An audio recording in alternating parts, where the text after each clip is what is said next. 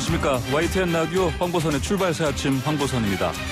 어제 주식시장 코스피가 7일 연속 상승하면서 올해 최고치 경신했습니다. 대한항공을 비롯한 항공주들이 날았죠. 90% 이상의 예방률을 보였다는 백신 개발 소식이 항공주들 비상하는 활주로가 된 셈인데, 자, 코로나19 시대 경제 지표에 큰 임팩트를 주게 된 이 백신은 멸해어죠. 우리나라 말이 아닙니다. 백신의 백은 소를 뜻하는 라틴어 바카에서 유래됐습니다. 18세기 후반에 나온 1세대 백신이 소의 전염병인 이 우두의 항원이기 때문이죠. 또 이 백신이라는 말은 백성을 뜻하는 제주도의 방언이기도 합니다. 나라의 근본인 백성, 백신의 삶이 코로나19 역경을 딛고 올 날이 빨리 오면 좋겠습니다. 2020년 11월 11일 수요일 YTN 라디오 홍보선의 출발새 아침 시작합니다.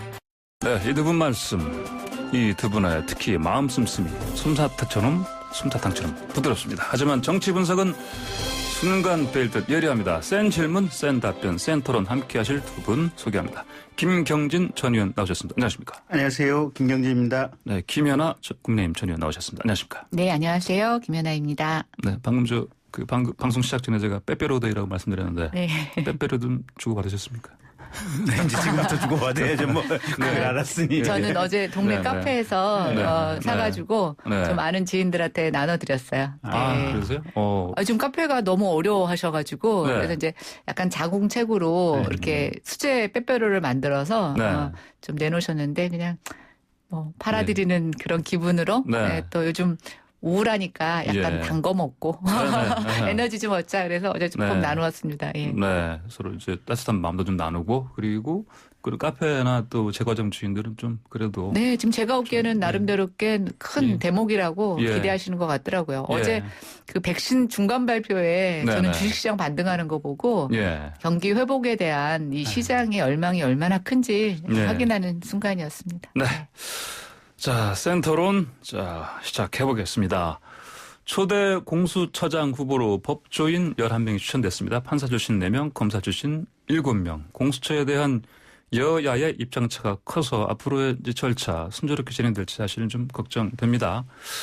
후보 압축부터 일단 돼야 되는데 어떻게 될 거라고 보십니까? 일단 김진님께서는. 글쎄요, 지금 이제 어제까지 이제 9일까지 해서 후보 1차 추천 아마 됐고 이제 심사가 진행이 되겠죠. 13일이죠? 네, 13일까지 심사가 진행이 되고. 근데 저는 생각보다 이제 각 위원들이 5명씩 지금 추천을 하기로 원래 얘기가 됐었잖아요.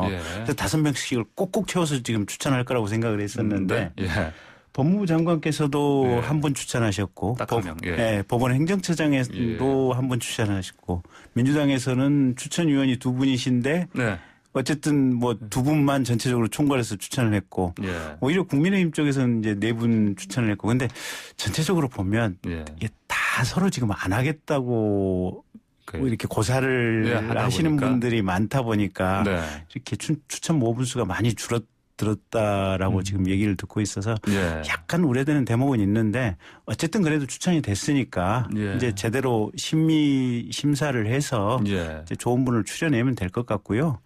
이제 심사 제일 기준은 첫 번째는 저것 같아요. 국민들이 또 야당에서 제일 우려하는 대목이 정파성 아니겠습니까? 이게 대통령 직속기구다 보니까 혹시 대통령 마음대로 부릴 수 있는 별도의 어떻게 보면 일종의 야당 탄압 사정기구가 될 것이 아니냐 이제 이런 우려가 있기 때문에 정파성이 없는 분이 추천되는 게 가장 이제 중요한 대목인 것 같고요. 두 번째는 이제 정의감이나 본인의 신념 이제 이런 부분들이 가장 중요한 기준이 돼야 될 것 같고 세 번째는 이제 법률 지식이나 수사 능력 이런 것들 기준으로 좀 봐야 되지 않을까 싶습니다. 이게 경쟁률로 표현을 쓰는지 모르겠지만 어쨌든 경쟁률은 좀 낮게 시작합니다. 생각보다 대단히 낮았어요. 그렇습니다. 김연아 장관께서 이제 공수처장 근데 후보 압축이 돼도 결국은 청문회를 하지 않습니까? 근데 아마 저는 청문회가 이 후보자들이 후보 추천을 기피하게 된 결정적인 원인이 아닐까 싶습니다.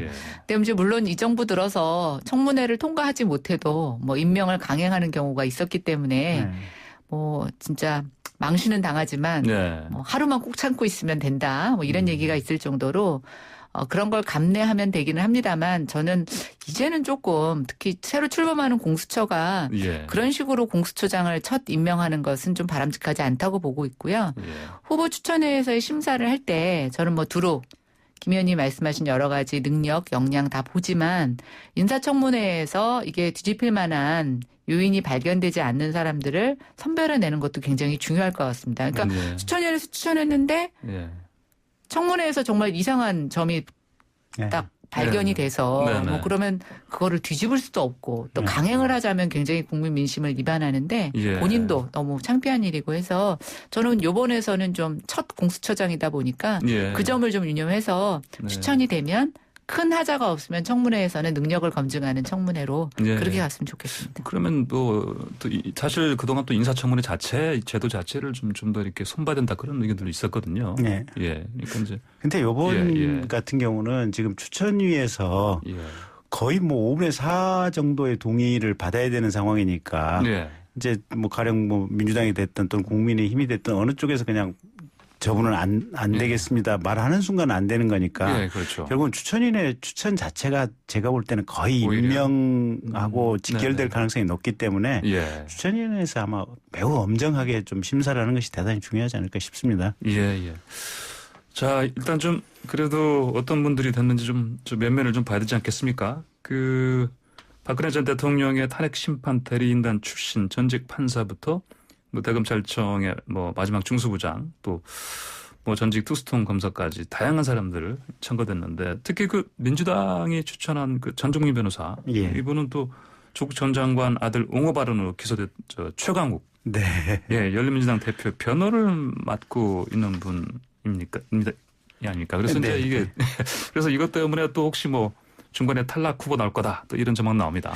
그러니까 이제 박근혜 대통령님 탄핵 대리인단에 들어갔다고 하는 것은 제가 볼 땐 그건 하자는 아닌 것 같아요.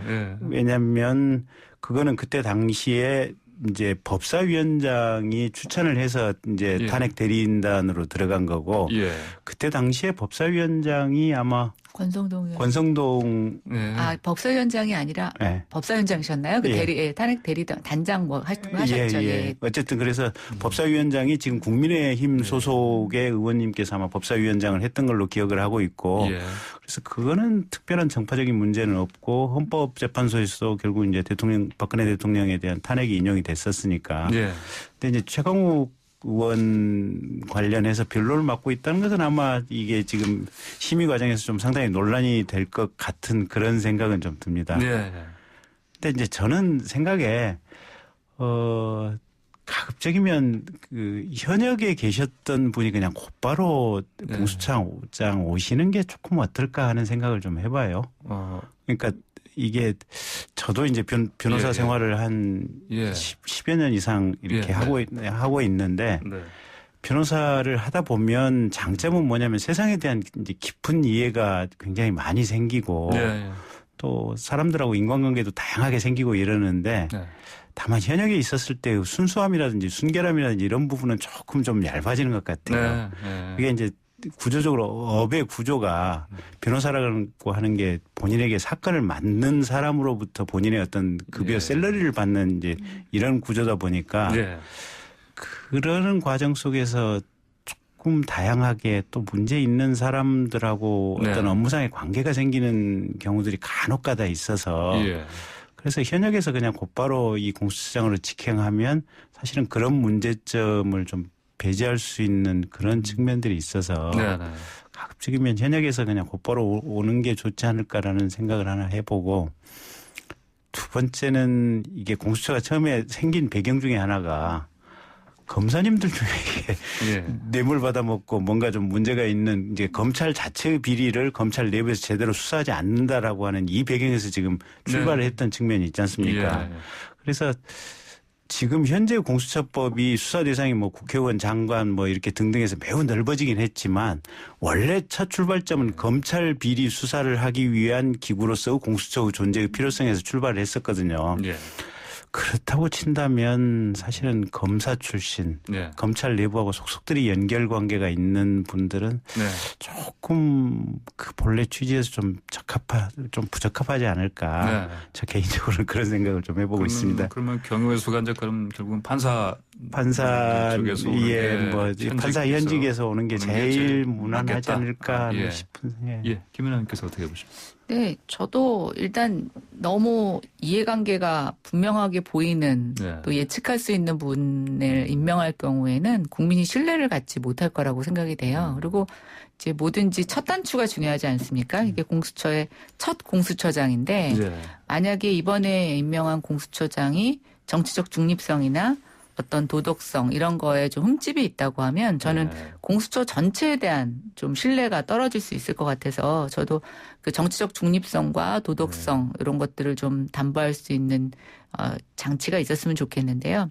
말씀하신 대로 이제 현역에서 오는 게 좋기는 하지만 이거 치고 저거 치고 나면 정말 올 수 있는 분이 몇 분이 계실까 이런 생각이 들어서 참 이게 갖는 구조적인 좀 문제일 거라는 생각이 들고요. 그래서 뭐 공수처에 우리가 너무 큰 기대를 당장 하는 것보다는 이것이 여러 가지 시행착오를 거치면서 결국은 우리가 합의나 수기 이런 식을 통해서 누가 이렇게 전지전능하게 권력을 휘두르는 게 아니라 좀 시스템이 부정부패를 걸러낼 수 있도록 하는 것. 그래서 위에 책임자는 사실상 그거에 대한 뭐 최종 확정 판결만 하는 거지.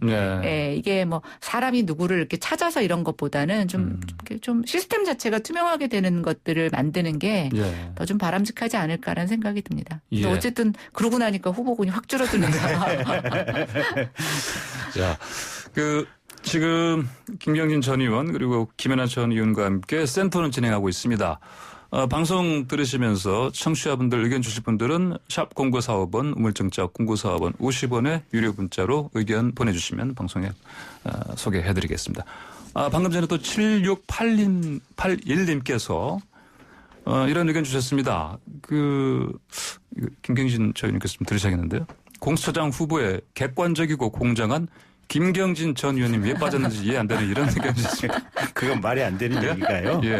저 같은 경우는 벌써 특정 정당의 당적을 가지고 선거에 출마를 해봤던 경험이 있는 사람이거든요. 그래서 저는 절대로 정치인 출신이나 당적을 가졌던 사람 이 공수처장 해서는 안 된다고 생각하고 있습니다. 그러면 이제 스스로 김경진 전 의원은 절대 안 된다. 원천적 자격 불가입니다. 정치인 되셨기 때문에 안 된다. 자, 지금 이 센터론도 유튜브에서도 YTN 라디오 검색하시면 직접 보이는 라디오로 함께 들으시고 또 보실 수 있습니다. 자, 계속해서 토론 이어나가겠습니다. 자, 뭐 이게 그냥 우연한 결과로 봐야 될지. 그러니까 민주당 쪽에서는 판사 출신, 국민의힘 쪽에서는 검사 출신들 다 이렇게 추천했습니다. 이거 뭐 그 안에 당연히 속내들이 담겨 있는 걸 봐야 될 텐데 어떻게 보십니까? 일단 뭐 우연인지 뭐 필연인지는 모르겠지만요. 아마 민주당에서 판사 출신들을 많이 선임을 했던 이제 추천을 한 것은 첫째는 지금 민주당하고 검찰총장하고 대단히 불편하지 않습니까? 아마 그래서 사실은 검찰총장하고 불편하다고 하는 것은 상당 정도가 검찰 조직하고 지금 현 이제 여당인 민주당하고 불편하다고 하는 그런 의미가 될 수도 있는 것 같고요. 두 번째는 아까 제가 말씀드린 대로 공수처의 첫 출발점이 검사들의 비리를 지금 현재 기존의 검찰 시스템으로는 수사하기가 매우 어렵다라고 하는 거기서부터 공수처의 필요성이 제기가 됐기 때문에 그래서 그러면 판사 출신들로 하는 게 맞지 않느냐 아마 이제 그 생각을 하신 것 같고요. 반면에 이제 국민의힘 쪽에서는 거꾸로 현 민주당하고 검찰하고 불편하니까 오히려 이제 검사 출신들 같은 경우는 뭐 자동 반사적으로 좀 국민의힘 쪽하고 조금 뭐 심정적으로 더 가깝지 않을까 뭐 이런 생각을 하셨을 수도 있고 또 한 가지는 공수처라고 하는 것이 기본적으로 수사기관인데 그렇다고 한다면 수사라고 하는 것은 이 수사 활동을 통해서 부정부패를 잘 뿌리 뽑아야 되고 그러기 위해서는 수사를 했던 사람들이 잘할 수밖에 없지 않느냐. 아무래도 판사라고 하는 것은 판결하셨던 분들인데 수사를 잘할 수 있을까라는 그런 우려에서 검사 출신들을 아마 국민의힘 쪽에서는 추천하지 않았을까. 어떻게 보셨습니까? 너무 찰떡같이 상세하게 설명을 하셔서 군더더기도 없고 뭐 붙일 것도 없네요. 예. 근데 저도 그 생각은 했어요. 민주당 입장에서는 굉장히 검찰을 의식하고 있다라는 것이 이제 좀 여실하게 드러난 것 같고요. 왜냐하면 말씀하신 대로 수사 기능이 있기 때문에 좀 수사 경험이 있는 사람이 분명히 조금 도움이 될 것 같은데 그걸 좀 배제한 측면을 보면 좀 검찰의 어떤 지금 대립각 이런 것들을 의식했다는 생각이 들고요. 저희 당 같은 경우도 이제 저희 당에는 뭐 좀 변호사 출신보다는 그래도 좀 검사 출신들이 올해 좀 많이 정치적으로도 참여를 하셨었고 또 이런 부분에 있어서 공수처 반대의 논리에서도 또 저희 나름대로 검찰의 자정 능력을 강조하신 부분들도 있기 때문에 좀 거기에 대항마로 이렇게 추천하신 게 아닌가 싶습니다. 네. 저 국민의힘 측 추천한 그 석동현 변호사 이분은 이런 말씀하셔서 좀 화제가 되고 있는데 개인적으로는 공수처는 태어나서는 안 될 괴물 기관이다 이렇게 얘기하셨어요. 이게 어떤 뜻으로 봐야 됩니까? 석동현 변호사님은 사실은 제가 검찰에 있을 때 직속 상사로 모셨던 분이거든요. 그래서요? 그래서 인품은 더할 나위 없이 훌륭하세요. 그 서울 동부지검장 검사장을 하시다가 그때 본인 검사장 재직 시절에 아마 밑에 부하 검사가 검사실에서 아마 여성 피의자하고 아마 성추문이 났던 사건이 하나 있었어요. 근데 그때 그랬더니 그냥 그러면 내가 지휘감독 잘못한 책임을 포괄적으로 지고 그냥 사퇴하겠다라고 사직하셨던 분이거든요. 그럼 이제 뭐 사실은 그게 검사장 책임이라고 할 수 있을까라는 부분은 있긴 있는데 어쨌든 이제 그 정도로 본인이 여러 가지 깔끔하게 이제 책임질 거 책임지고 이러시는 분인데 어쨌든 검찰 내부 또 검찰 조직에 몸담았던 분으로서는 이게 공수처가 생기면 현재의 공수처법에 따르면 검찰의 특수기능의 상당 부분이 그냥 공수처로 이관되는 그런 효과가 있어서 이게 공수처가 과연 실제로 그럼 특수수사 기능을 검찰을 대신해서 잘 할 수 있을까. 저게 신생기구고 여러 가지 수사 보조기관 그러니까 국가수나 감정기관 같은 경우도 없고 또 지금같이 인권보호 시대에 걸맞는 어떤 수사 능력도 없을 텐데 이런 우려가 있어서 이제 대단히 이제 부정적인 시각들이 이제 검찰 내부에서는 많이 있는데 근데 이제 어쨌든 그럼에도 불구하고 이제 저 개인적인 견해로서는 석동현 변호사님 같은 경우 지금 2번 아마 출마를 하시려고 했을 거예요. 그러니까 국민의힘 쪽에서 아마 부산 쪽에서 당내 경선에서 출마 의지를 있었고 또 국민의힘 그쪽 내부에서 법률지원단장도 아마 하시고 이래서 제가 볼 때는 조금 추천하는 것은 부적절하지 않나 그렇게 보고 있습니다. 김연아 주님께서 어떻게 보셨습니까? 이 발언을. 네, 저도 정치적 중립 되게 중요한 것 같아요. 특히 이제 추미애 장관이 우리가 이제 법무부 장관의 정치적 편향성, 정치인이 법무부 장관으로 왔을 때 나타날 수 있는 폐해를 요즘 아주 압축해서 보여주고 계신데요. 그러다 보니까 저는 공수처장의 어떤 정치적 중립성 굉장히 중요하다고 생각이 됩니다. 그래서 지금 석동현 변호사님도 그렇지만 지금 이제 민주당에서 그 추천한 전정민 변호사 같은 경우도 청와위원회 변호를 하고 있다는 것이 단순히 그냥 의뢰인과 변호인의 관계를 좀 넘어서는 것처럼 보여요. 그러다 보니까 좀 이런 분들은 조금 우선순위에서 차순위에 두는 것이 맞지 않을까라는 생각을 해봅니다. 알겠습니다. 자, 센터론 여기서 잠시 쉬었다가 1부 순서 마치고 광고 듣고 잠시 2부로 다시 돌아오겠습니다. YTN 뉴스 FM 황보선의 출발새 아침 2부 문을 열었습니다. 김경진 전 의원, 김연아 전 의원과 함께 센터론 계속해서 이어갑니다. 자, 방금 광고 나가는 사이에 또 청취자 의견 하나 들어와 있습니다. 9676번께서 9676님께서 검찰총장하고 법무장관 둘 다 해임시키는 건 법으로 문제가 되나요? 양쪽 싸움으로 너무 피곤하네요. 라는 의견 주셨습니다. 이 의견에 많은 분들이 동감하실 것 같습니다. 글쎄요, 그러실 것 같아요. 아니, 그래서 저는 여기 처음 나왔을 때도 그랬나? 제가 이 방송에서 그랬나? 다른 방송에서도 그랬는데 윤석열 총장 막 국감장에서 막 여당 의원들이 질책하는 거 보고 그럴 바에야 해임 건의안을 제출을 하든가 대통령도 저렇게 시끄러우면 두 분 다 그냥 못하게 하시는 것도 방법일 텐데 대통령께서 또 좀 이 사안에 대해서는 굉장히 침묵하고 계시죠. 그랬다가 추미애 장관님 편도 살짝 드셨다가 그러다 보니까 좀 애매해요. 저건 있는 것 같아요. 그러니까 이제 윤 총장이 보면 이게 대단히 강한 사람이거든요. 예. 그러니까 박근혜 대통령 시절에는 그 국정원 댓글 사건 수사하다가 사실은 뭐 그때 박근혜 대통령 측에 의해서 그냥 이제 인사에서 날아가서 고검으로 가서 그냥 한 2, 3년 뭐 있다가 지금 이제 문재인 대통령님 당선되고 나서 서울중앙지검장으로 정말 극적으로 복귀를 해서 검찰총장까지 되지 않았습니까? 근데 문 대통령님 취임하고 한 1년에서 1년 반 동안은 전 정권의 적폐청산 수사를 사실은 서울중앙지검장으로 그걸 거의 주도해서 다 했었거든요, 보면.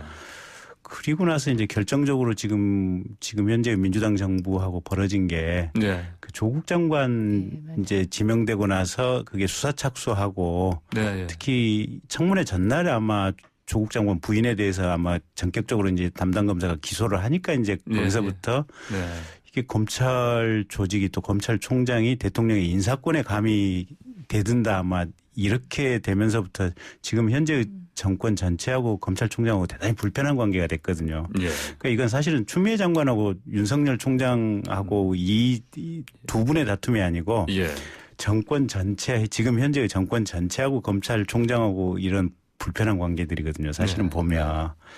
근데 저는 지금 현재 민주당 계신 분들이나 청와대 계신 분들한테 이제 이 얘기를 드리고 싶은 게 이게 참 역사의 우연과 아이러니라는 생각이 드는 게 그때 조국 민정수석이 민정수석 그만두고 법무부 장관으로 지명될 때까지 한 3달 정도 시간이 좀 중간에 붕 떴었던 것 같아요. 보면.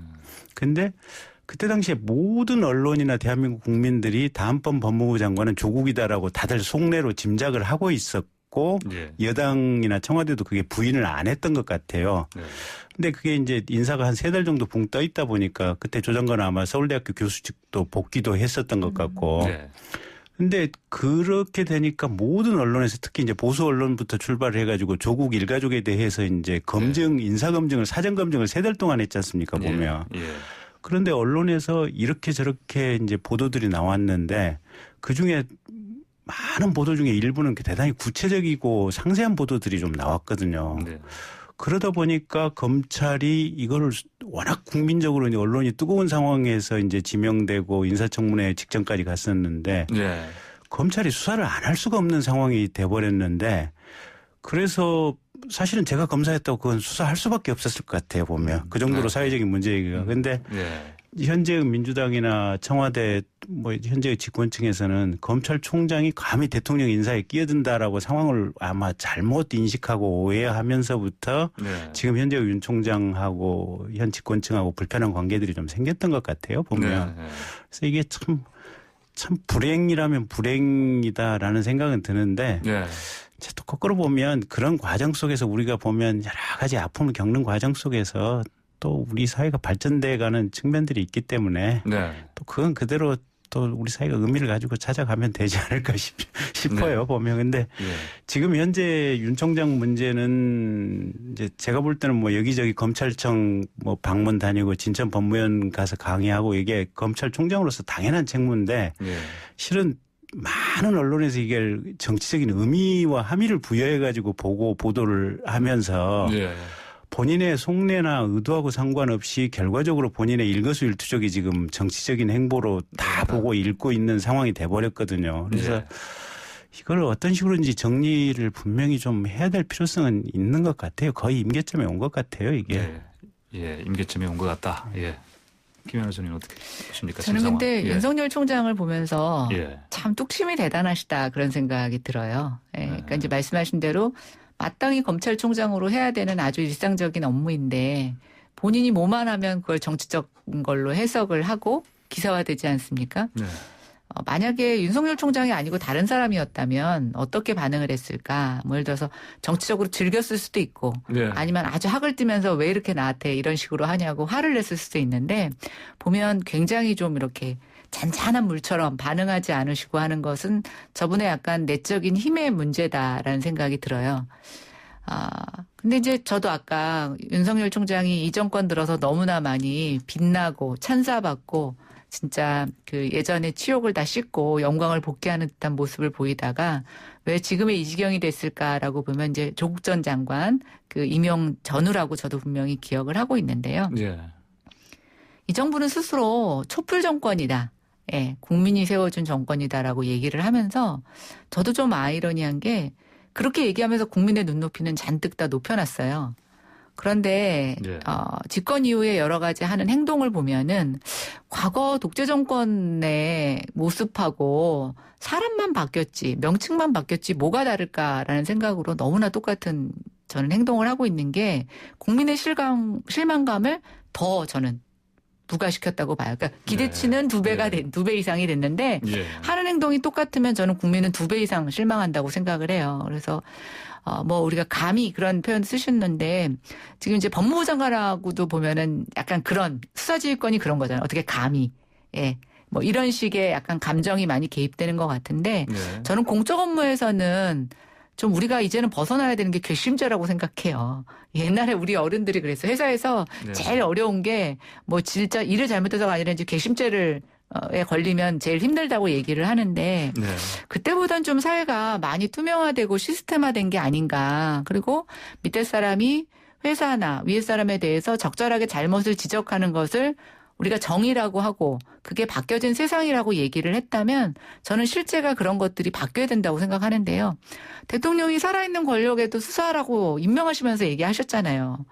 근데 일각에선 그러더라고요. 윤 총장이 너무 순진해서 네. 그 말을 고지고대로 들어서 이 지경이 됐다고 얘기를 하는데. 네. 근데 제가 보기에는 윤 총장이 뭐 순진해서 고지고대로 들으시는 것 같지는 않고 예. 그 양반 성품 자체가 그런 것 같아요. 네. 그러니까 매우 제가 볼 때는 매우 단순한 사람이에요. 네. 매우 단순한 사람인데 정치권이나 또 언론에서 이걸 복잡하게 읽으면서 지금 문제가 복잡해진 것이 아닌가 싶고. 네. 근데 이제 계속해서 앞으로 정권이 또 바뀌고 이쪽 저쪽 왔다 갔다 할 터인데 사실은 어느 쪽으로 가도 이 지금 윤 총장과 같은 문제들이 계속해서 재발될 가능성들은 지금 상존하고 있는 거거든요. 네. 그래서 검찰총장 또 검사장, 검사들에 대한 인사권을 청와대가 가지고 있는 그 문제가 지금 상존할 가능성이 있어서 이 부분을 시스템적으로 어떻게 해결할 것인가 이걸 사실은 다 함께 좀 고민을 하고 언젠가는 해결책을 좀 나와야 될 겁니다. 근데 네.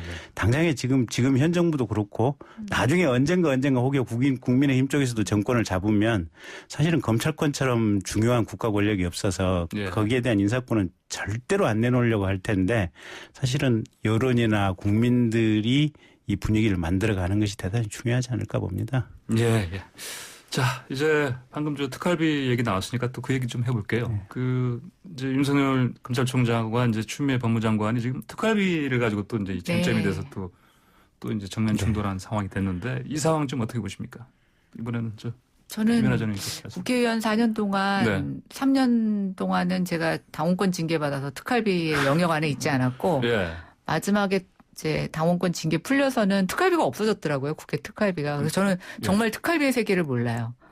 우리 김경진 의원이 지금 문제가 되고 있는 검찰에서도 생활을 하셨으니까 이 특활비의 세계에 대해서 한번 얘기해 보시죠. 저는 검사할 때 한 2번 받아봤던 것 같고요. 2번요? 예. 그러니까 이게 요새는 밤샘 수사 하지 마라 그러고 안 하는 게 이제 거의 문화나 관행으로 했는데 저희 때만 해도 거의 뭐 검사실 안에 라꾸라꾸 침대에 갖다 놓고 이제 밤샘 수사 많이 했거든요, 보면. 근데 전 직원들하고 한 3박 4일, 4박 5일 하고 나면 지치거든요, 보면. 그래서 뭐 몇 명 구속시키고 뭐 일망타진한다 뭐 이제 그런 표현들 쓰는데. 일망타진. 예전에 많이 나왔죠. 네. 이제 그거 하고 나면 사실은 중간에 이제 그 잡아온 사람들 밥도 사 먹여야 되고 물론 이제 급식비, 급량비가 있는데 어쨌든 그리고 이 형사들 좀 그때는 경찰들하고 관계가 매우 좋았기 때문에 형사들 불러가지고 좀 잠복시켰다가 잡아오도록 하는데 뭐 기름값도 줘야 되고 뭐 해야 되고 뭐 이러지 않습니까? 끝나고 나면 사실 고생했다고 이제 뭐 쫑파티 뭐 소주라도 한잔 해야 되고 그런 인지상정들이 있죠. 그래서 뭐 그렇게 해서 하여튼 큰 수사 하나 하고 나면 뭐 검사장께서 불러가지고 고생했다 이러면서 뭐 봉투에 뭐 한 50만 원이나 100만 원쯤 넣어서 받았던 경험이 한 2번 있고요.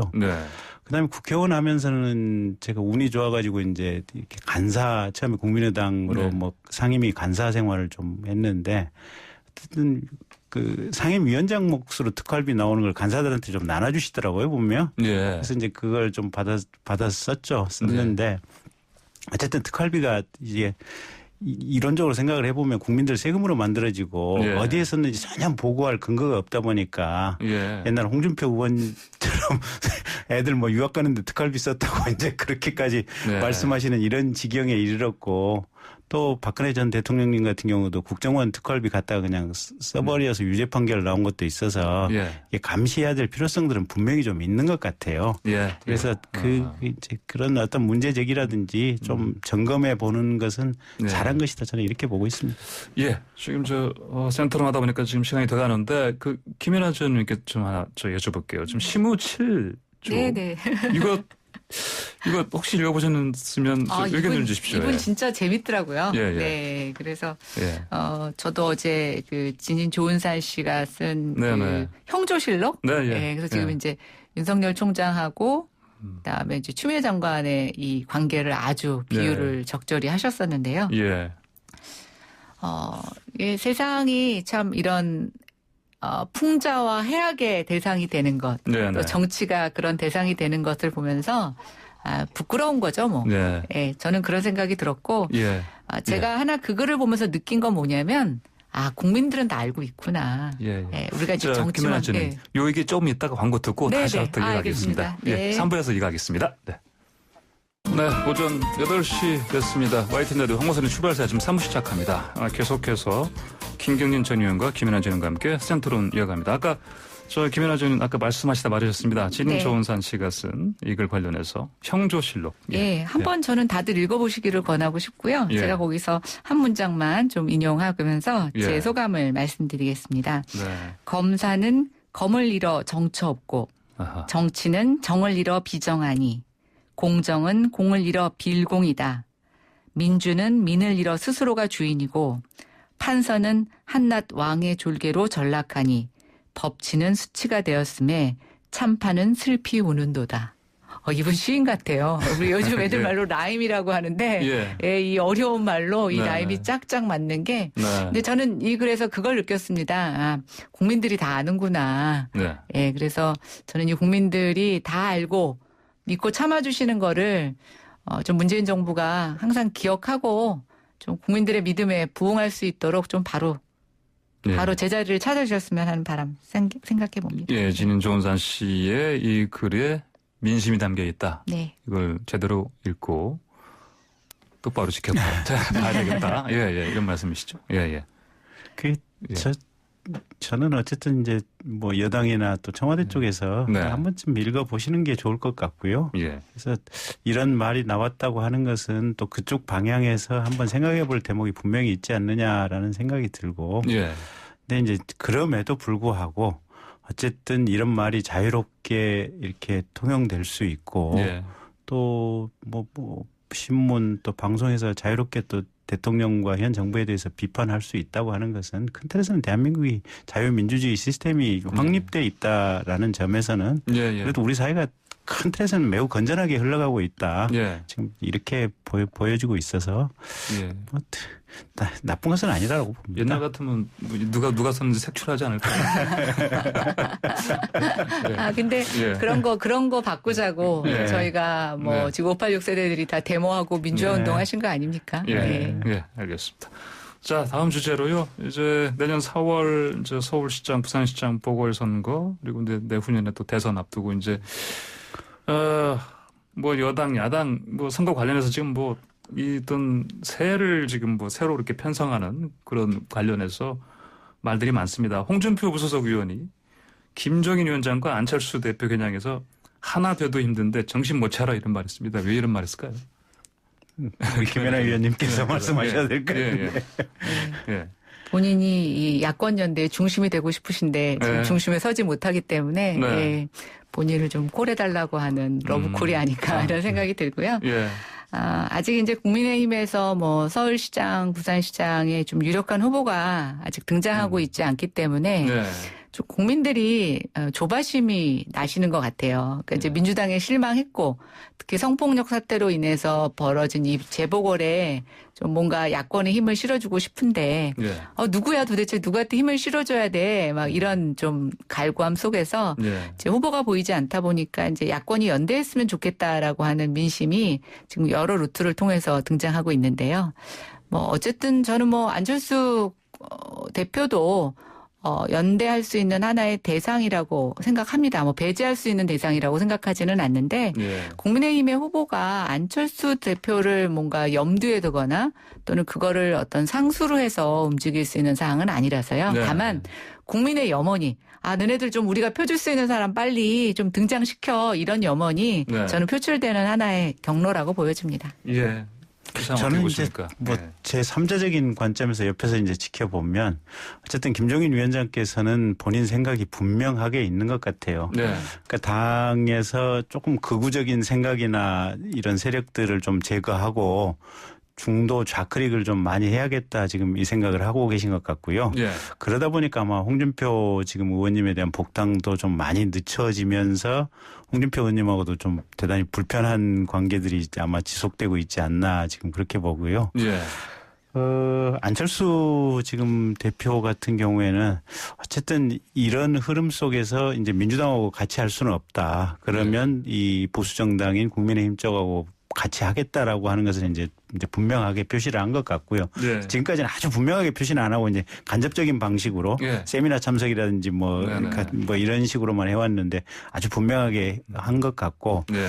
그 와중 속에서 본인이 이제 주도하에 뭔가 이제 어떤 보수 정계 정치 지형을 좀 재편해야겠다 지금 이렇게 생각을 하시는 것 같은데 네. 문제는 비대위원장이신 김종인 위원장이나 또 주호영 원내대표가 별 생각이 없으신 것 같아요.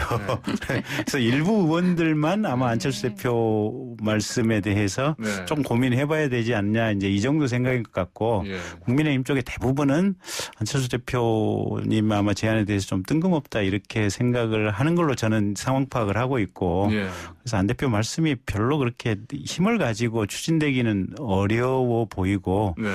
결국은 이제 보수 야권은 김종인 위원장의 뜻대로 아마 내년 지방선거가 갈 텐데 본인이 어떻게 이제 이 당내에서 사람을 뽑을 것인지 아니면 외부에서 뽑을 것인지 뭐 경선을 한다면 경선의 룰이나 방식은 어떻게 할 것인지 그거는 이제 아마 김종인 위원장님 실력을 두고 봐야죠 뭐. 네. 근데 이제 국민의힘은 뭐 이거에는 딱 한 가지는 컨센서스가 있는 것 같아요. 우리는 후보가 국민의 마음을 얻을 수 있는 후보를 찾겠다. 결국 우리 후보의 선출은 국민의힘에서 나온다. 당명 너무 잘 지은 것 같지 않습니까? 네. 알겠습니다. 자, 방금 좌클릭 말씀하셨는데 김종인 위원장의. 네. 이걸 보면 또 국민의힘이 또 정의당과 손을 잡았다 이런 표현을 담은 기사가 나오지 않습니까? 네. 사고 현장 기업인 처벌은 중대 처벌법이고 이게 이제 일종의 협력 정책연대 같은데 이게 어떤 이제 이런 선거를 앞두고 어떤 뭔가를 이렇게 겨냥한 그런 움직임으로 볼 수 있겠습니까? 그렇다고 봐야죠. 그러니까 사실은 법안 하나 연대해서 통과시키기 위해서 노력한다 이렇게 볼 수도 있지만 이거를 언론의 이슈의 중심으로 지금 만들어내고 있는 거거든요. 그러면 김종인 위원장이 일련의 행보들 계속해서 당을 중도 우클릭으로 끌고 가고 그다음에 호남, 광주, 전남 이렇게 자꾸 방문해서 호남 사람들 마음을 녹이고 그런 과정을 통해서 중도 외연을 좀 확장해서 선거 내후년 선거를 대비하겠다. 그럼 명확한 메시지로 읽히고요.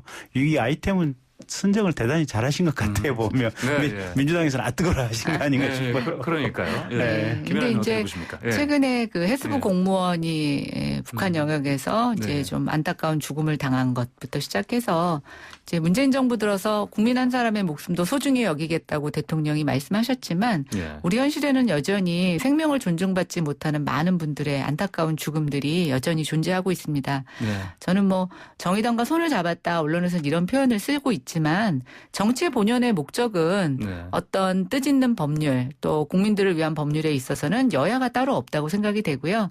저는 이제 이런 협치의 모양이 시작되는 하나의 좀 첫 단계라고 보여집니다. 그래서 뭐 이걸 좀 너무 넓게 해석하시기보다는 언제든지 이런 역할을 할 수 있다. 또 국민의힘이 과거에 국민들이 생각하시는 어떤 기업을만 이렇게 옹호하고 그런 이제 영역에서는 벗어났다 이렇게 생각해 주시면 좋겠고요.